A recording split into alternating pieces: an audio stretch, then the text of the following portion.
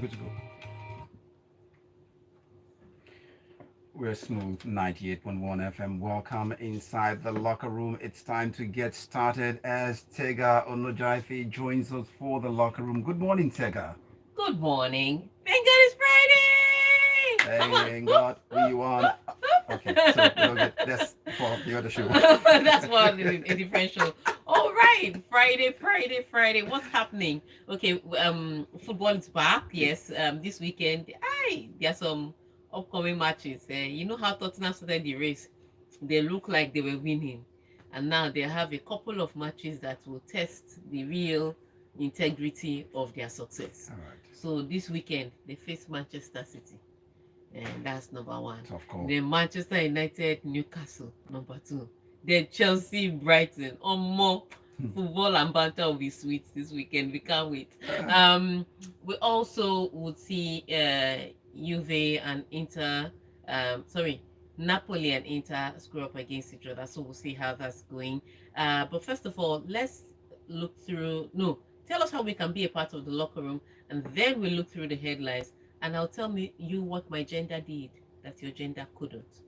All right. Could it be somewhere close around where they have Cape anywhere? But I know it may be related. That's related. But brace up your mind, guys. We are in for a long one today. So you can be part of the locker room if you send your messages to the locker room on 0809 444 will be where we like to read the messages. Once again, 0809 444 And then we also expect to get you to race down to YouTube and see the action inside. Tega is right here, raring to go, proud of agenda. But then youtube.com/smooth981fm Lagos. Subscribe to the channel, then give us a thumbs up and leave your comment. We can always see it. Tega. All right. So I was going to say, yeah, you should race down to YouTube because I was trying to lose weight a few months ago, and I've lost so much weight. So you should race down to YouTube to see what you shouldn't do. All right, so let's go to the headlines and then we'll take it from there. On the bill this morning, we've got Kanu Okoronkwo hit double as Super Falcons trash Cape Verde 5-0. Any hint now? Okay, moving on. Mourinho criticises Roma's superficial approach after Servette draw. And then we've got Ten Hag takes blame for Man United squandering another lead.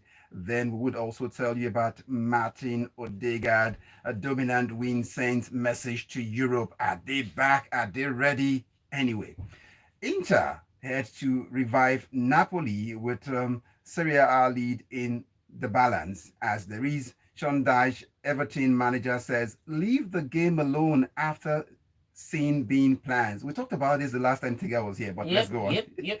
As Leverkusen set to host Dortmund in clash of Bayern hunters, there is also Brighton's Fatih Lamptey out for long time. The Zerbi is the one stating it.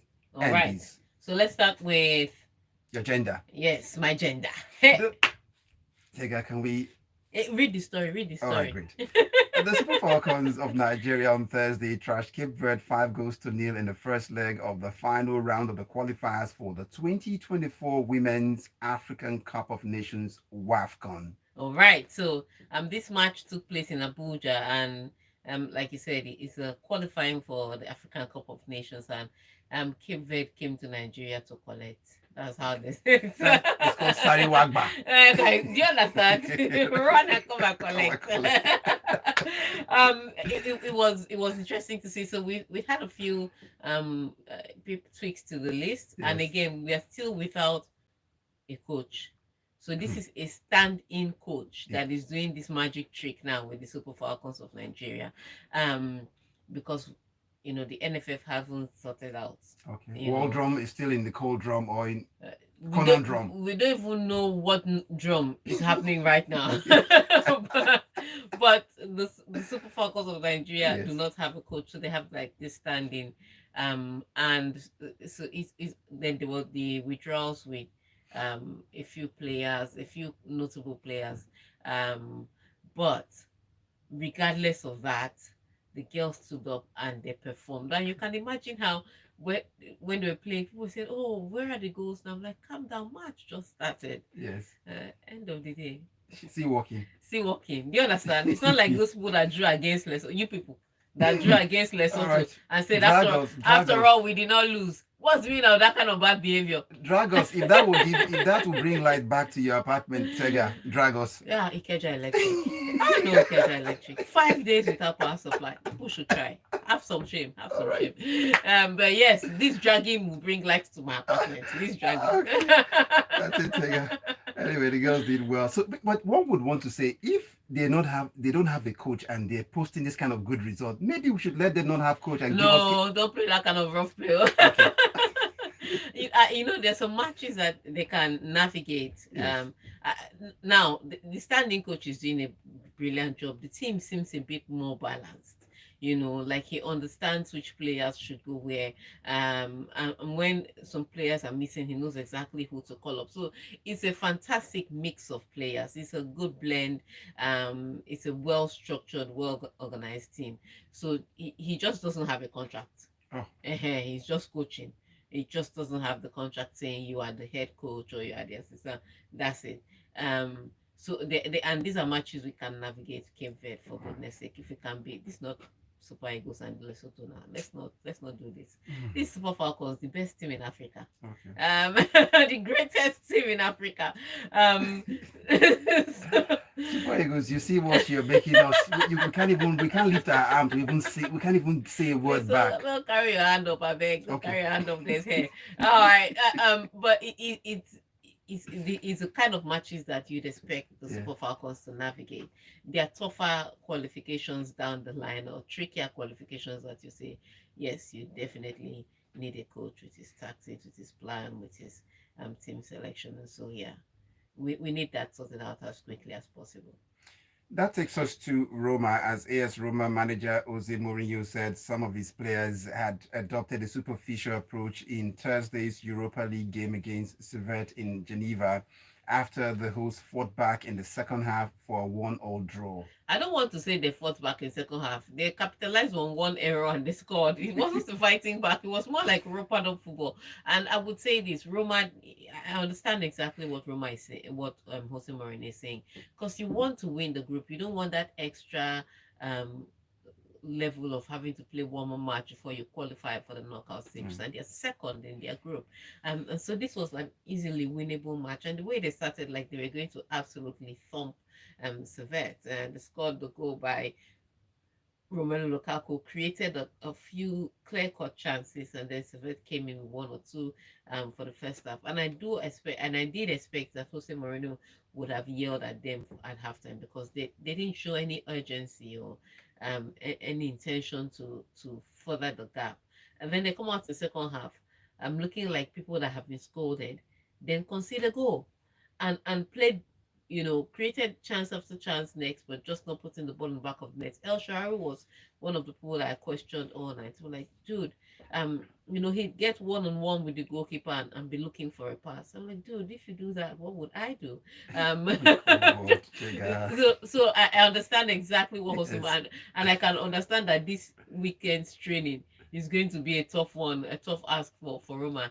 Again, they face a difficult opponent this weekend. They travel to Sassuolo, so that's a tough one in the Italian Serie A. But yes, they are going to get some hiding by Jose Mourinho, and it is well deserved. We'll let Roma rest a bit as we go over to England now, as Manchester United manager Eric Ten Hag said he was responsible for his side throwing away yet another lead in the Champions League after they were pegged back to a 3-all draw with Galatasaray on Wednesday, like Roma, like Man United. Really tough one. Manchester United looked like they had this game in the bag. And I remember we were talking about the game just the morning before, or morning off, and how important it was that Manchester United we needed to win this game, and how tough it was going to be, because Galatasaray did give them a lot to think about last time out. Well, it turns out that the match started and it looked like Manchester United had read the script, had listened to all the analysis on the locker room, and they started the match brilliantly, scored 2 quick goals. Looked like they were going to go on a cruise. But typical Manchester United. What they give in front, they take away in defense. And the biggest culprit on the night, I would say, Andrew Onana. And a lot of people saying, the mistake, the blunder started from the defensive midfield. It's a lie. there was a set piece. Goalkeeper was standing in the wrong place. The ball comes in right through the wall where it's supposed to come through, Yes. and another couldn't catch it. In fact, there was another one that hit him and went into the goal. Oof. Like there was not no time he wasn't culpable Mhm. for all three goals. So ultimately, you look at the performance that they had, and now they're bottom of that group, and it's going to be a struggle to even make Europa. Europa was trying to welcome them, but I was like, Europa, do you realize that their last match is against Bayern Munich? That means they are not going to be in Europe by the time Bayern Munich is done with them. Should Oh, Bayern Munich decide to this, perform yeah, on the on the day, night. because Bayern Munich had Copenhagen on the same day and didn't particularly put their back into it because they'd already qualified. So it's a tricky one. But for Manchester United, it doesn't get any easier because this weekend they travel to Newcastle United. My goodness, and whatever incompetence or ineptitude Galatasaray showed in front of goal, um, Newcastle will not show it. It's all I can say because now this is Newcastle building a team that is stating intent weekend in, weekend out. It's going to be a tough ask. And so yes, Andre Onana is going to have to prove himself this weekend because I'm sure that Newcastle will be creating chances and they'll need him to step up to save it. It's going to have to be a completely different performance. This bad result by Manchester United, where Onana was culpable. Also, Eric Ten Hag also took the blame because ultimately the box stops at the manager's desk. Yes. Completely overshadowed the brilliance of Camacho. In the past two matches, he's come up with important goals. He started the scoring over the weekend with that fantastic overhead kick. And now he then started the scoring again in the Champions League. And so he's had much as Manchester United has had a poor week, he's had a brilliant week. Hopefully he'll be able to continue that against Newcastle. But yes, there's no recovery time because they come out from that horrible draw against Galatasaray, bottom of the group in Champions League, and they walk straight into St James Park with with a with a new wealthier Newcastle United, and it's going to be really a tough one if they can't get the results. Hmm. Let's see what the other ones, their rivals, are doing. That's Martin Odegaard. Oh no! Before we talk about Arsenal, let's, because there's not enough time. Let's just take this message from Emeka Mnelu. Remember, you can send your messages to WhatsApp on 0809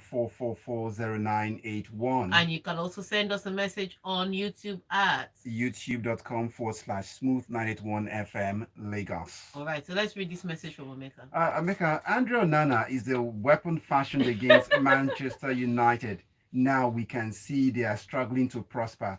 As for UEFA on VAR, at least they are making moves to make correction. Premier League officials won't do anything even after seeing their mistakes. Interesting, but UEFA made a move. And I talked about this.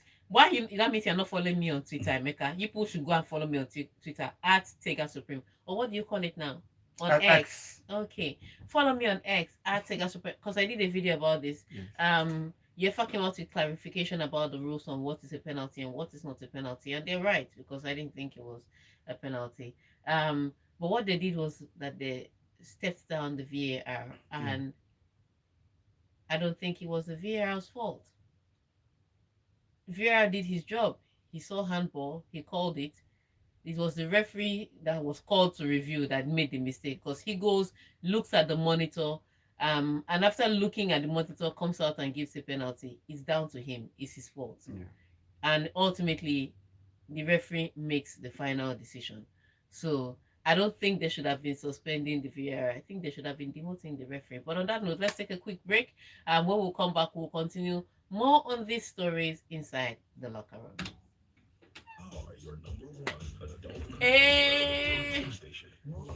So I knew that I was losing too much weight when I wore these shorts. But isn't that the goal? The goal is achieved now. It's too much weight. So the shorts are not staying. They keep dropping. Yeah, but that's the goal for me. I mean, that means your The gym. goal is not to lose. The gym instructor, the gym. The goal is not to go to a size 6. Your regimen, I think then how do you structure it? That means you need to eat more to get what you've lost.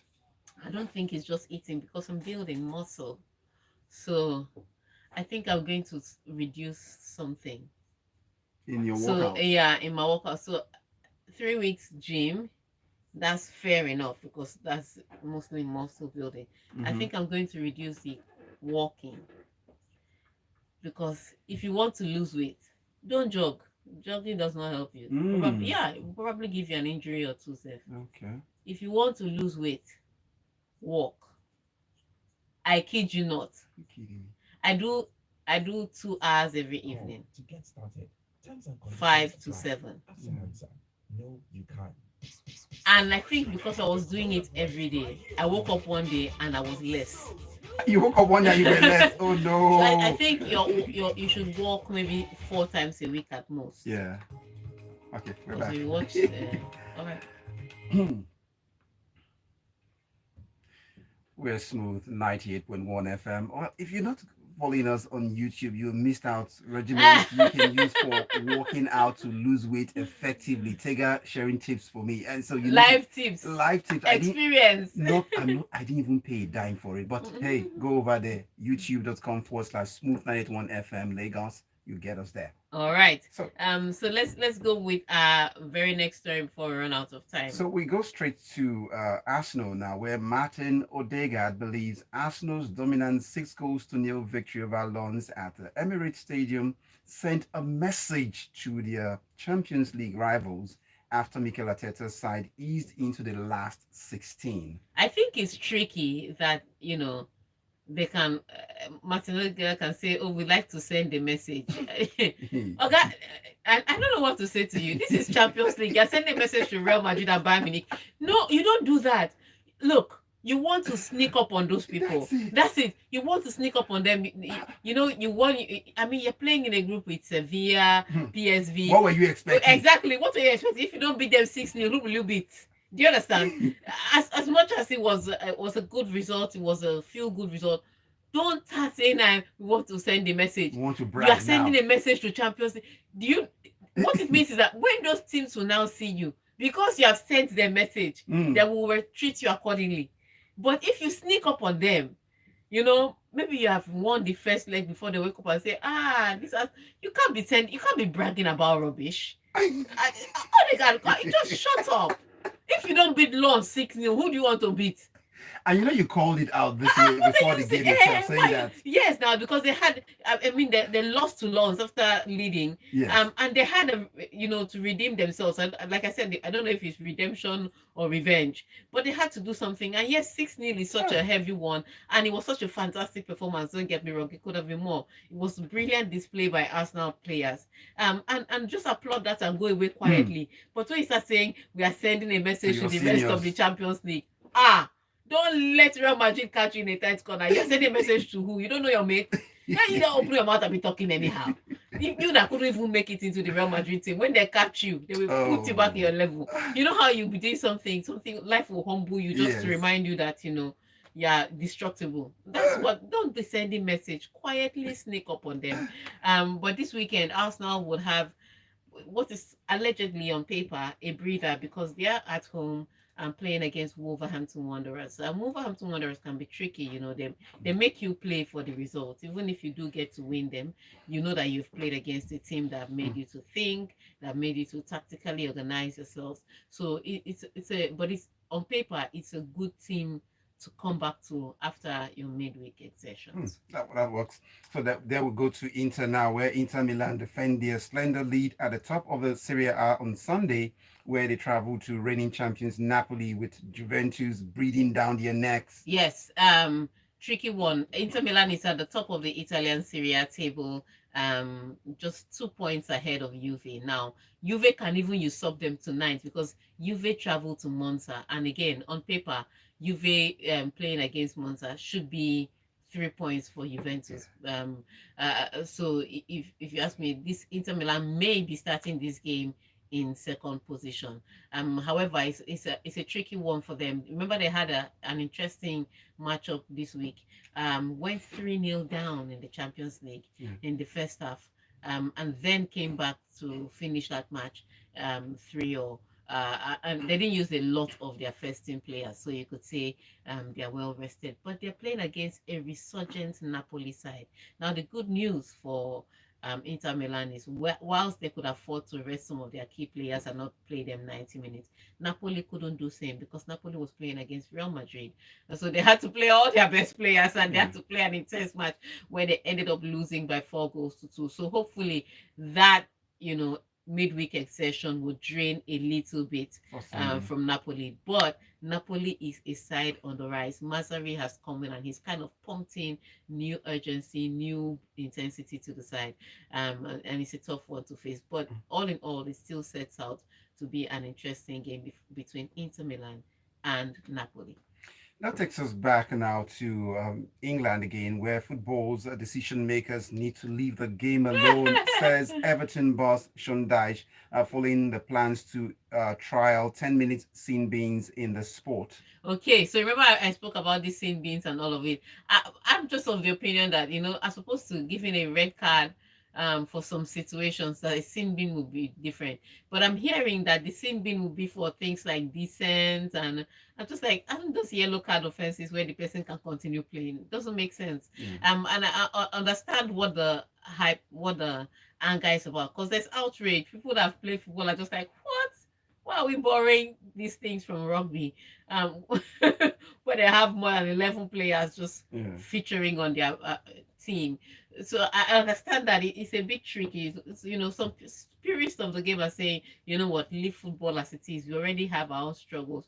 Other people are saying, let's see how it works out. Now, I'll take the same being, like I said, if it reduces the red cards, because sometimes those red cards can be tricky. You get 2 yellows, you automatically miss the game. And whilst I understand that discipline is an important part of playing the game, Yeah. I just want to see some matches that have 11 players on the pitch. Let the match be finished. And so if a sin bin is going to reduce that number of red cards, I'll take it Why every day of not? the week and twice on Sunday. But if Okay. the sin bin is going to come in and replace the yellow cards or some yellow card offenses, then I'm not interested. Mm. Because you can still be playing with a yellow card. Your team is not shorthand staffed with a yellow card. That's the one I don't agree with. But I understand a lot of people are complaining about it. A lot. All right, so we cross over now to Germany, where Bayern Leverkusen welcomed Borussia Dortmund on Sunday with the whole sitting clear atop the Bundesliga table, having dropped just two of the possible 36 points to start the season. Yes, and this is a Bayer Leverkusen coach that we're hearing rumors in Germany that regardless of what Thomas Mm. Tuchel does, Alonso is going to become coach of Bayern Munich next season. I don't know how true that is. Maybe it's wishful thinking, maybe it's the media pushing an agenda, whatever it is. Bayer Leverkusen is leading the Bundesliga table by 2 points, and they don't look like they're dropping momentum anytime soon. But what is going to be tough for them is that this weekend they play against Borussia Dortmund. Now that makes it all the more tricky. Bayern Munich will just be sitting in one corner. Mm. I'm thinking, I mean, because Bayern Munich didn't really have to exert themselves midweek. They were literally playing on gear one all through. They had already qualified. They didn't need to prove themselves much more. So they're a bit chilled. So they just be waiting for this battle to finish. Because should Leverkusen drop points, Bayern Munich will be there to take back that top spot and just run away with the league again. So it's a tough one. But Borussia Dortmund have played brilliant games. They were brilliant in midfield. But against the top opposition, they have flattered to deceive. And because Bayern Munich on form is a top of opposition in the Bundesliga, I want to see how they match up. This worst case scenario, this will be an interesting match with a few goals. Okay. Best case scenario, Bayern Leverkusen wins. All right. And that takes us back to England for our final story inside the locker room, where Brighton over Albion forward Ansu Fati and defender Tariq Lamptey will both be sidelined for a significant period after picking up injuries at the weekend. The manager, Roberto De Zerbi, is the one confirming this. All right. So Ansu Fati may be a big miss because they bring him on to get some goals, and he has banged in a few goals since moving from Barcelona to Brighton. Lamptey is, I don't want to say it's negligible because that'll be disrespectful, but I mean he's had his role, but would his loss be felt per se? No, I think they can work without him for short term. I think the biggest issue is that he's going to be out for a longer period. That's when it becomes an issue. But they can do without him for a few matches. But the important thing is that they have to navigate past Chelsea this weekend, because that is another of the tricky ties we have. Brighton go to Stamford Bridge on Sunday, early kickoff, Sunday afternoon, to face Chelsea side. Now, you remember Chelsea was just sitting at home. The players were sitting at home twiddling their thumbs when Brighton played yesterday. Yes. So recovery time, you have to think about that recovery time, and so that's where it can get tricky for them. Will they have the same energy? Are they now used to playing 2 matches a week, one in Europe and one in the Premier League? How would they show up? What team would show up on Sunday? Would that be a lethargic Brighton side, or would it be a regular Brighton side? And I think it's the turnaround period and the recovery that will determine how this match pans out for them. For Chelsea, they just want to win. They don't care if Brighton sends amateur players. They just need to recover their confidence. Because the beating over the weekend was terrible. They're still having bruised eyes and stitches from the beating they had to take, also coupled with a red card. So they're looking for any results that can give them an opportunity to bounce back without conceding 4 goals, because it's like they've been conceding 4 since, and they don't want to see the number 4 again. So Brighton represents that opportunity for Chelsea to bounce back. But for Brighton, how quickly can they recover from their midweek exertions? Those are the answers that deserve you need to worry about in the immediate term, as opposed to thinking long term. On that note, let's take some of your messages. I see those messages coming in. Are you ready for Cruz? Let's start with Cruz. As for your workout session, he has a reply for you there, but then let's go to what he had here. Meanwhile, I beg, is there hope for Burnley this season? In tears. So again, I've heard a few people attack Burnley's style of play because, according to them, Burnley is not pragmatic enough. But I've seen teams that are packing the bus and are still posting about the same results. So you might as well play the one you know how to play and die on that hill, as opposed to becoming something else and still die. That's the worst thing. Just do you. Do Burnley. Do you. Moving on to Ibuku from K2. Tega, VAR and the ref had the benefit of video replay, so both are at fault. Win, lose, or draw forever, Man United. Ibuku from K2. Okay, so Ibuku, let me correct something. VAR cannot make any decision. VAR can only recommend. For instance, it's the same thing. It's like when you set your alarm and you say, alarm, ring at 4 o'clock. The alarm's job is to ring at 4 o'clock. It's not to wake you up. If it rings at 4 o'clock and you do not hear it, you cannot blame the alarm. If it rings at 4 o'clock and you snooze, you cannot blame the alarm. The alarm's job is not to wake you up. It's back to you. It's just to ring when is the time that you set. True. And that's VAR is that powerless. So stop putting this. VAR did not do anything wrong. VAR saw handball and said, please, we'll go and look at the handball. Now, the referee, whose decision it is to take, because the final decision lies with the referee. Ultimately, only the referee can even call for a review. That's why I say you should go and watch that video on X. Ultimately, only the referee can call for a review. If the referee doesn't call for a review doesn't happen. So the VAR can look at it and say, I think you should look at the review. And if the referee says, no, I saw it in real time, I don't want to look at the review, there will be no review. So the VAR is very powerless. The person to blame is the center referee because he took the decision. AGK from Ogba has this one saying, well, if Copenhagen can draw with Bayern at the Allianz Arena, Man United can beat Bayern at the Theatre of Shame. Be dreaming. Galatasaray welcomed United to hell on Wednesday. Imagine a devil being afraid of hell. I thank them for bringing supreme banter. What will my Chelsea bring this weekend, Seth? We are doing tum with Tumbo with a promo this December. So Odegaard wants to twerk in the market square. Abi, someone that couldn't even make it to Real Madrid, Castilla is sending a message. Hope they don't crash out in the round of 16 though. AGK. That's what we are praying for. This is from Mayowa. He says, Biko, forgive my captain for his misguided comments. Now UCL inexperience, because I agree with you.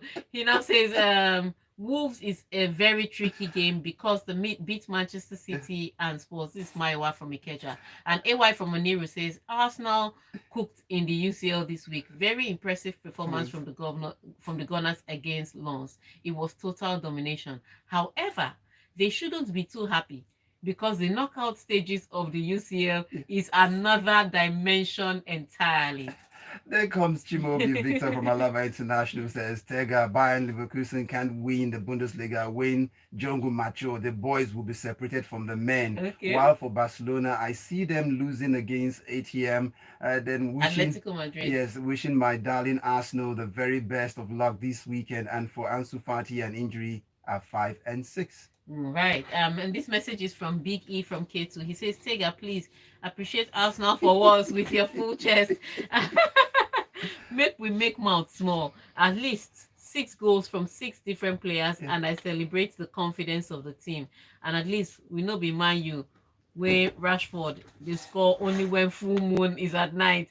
Gunners qualified for the round of 16, and the elephant is now at the top of the tree. And Cruz rounds up the message saying the water is too much for Burnley. In my mind, they are a junior Manchester City team. I want them to do well. And on that note, we want to thank you all for sending your messages to us on WhatsApp and for watching us on YouTube and listening to us every Monday, Wednesday, and Friday. I want all of us to have a great weekend. I hope you all have a great weekend and pray that your team doesn't become fodder for banter because on Monday, the jollof will be prepared. All right. On that note, have a great weekend and thank you, Mashe. All right. Take care, Tega.